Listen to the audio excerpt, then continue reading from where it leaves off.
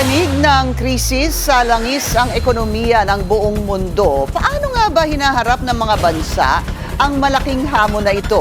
Narito ang agenda report ni Joel Caballero.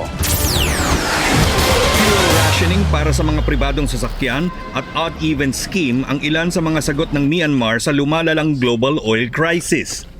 Mahigpit ding ipinagbabawal ang hoarding. Sa Bangladesh, nagsara muna ang ilang eskwelahan para makatipid sa kuryente. Sinuspindi rin ang school bus services. Sa South Korea, pila pa rin ang mga motorista sa mga gasolinahan sa Seoul bago pa tumaas muli ang presyo. Ramdam naman ang LPG shortage sa India kung saan nalulugi na raw ang mga restaurant. Nagkakaubusan na rin daw ng LPG sa Nepal. Namumroblema rin ang ilang restaurant sa supply ng LPG sa Pilipinas. Ang maliliit na negosyo nalulugi na raw sa taas ng presyo ng krudo.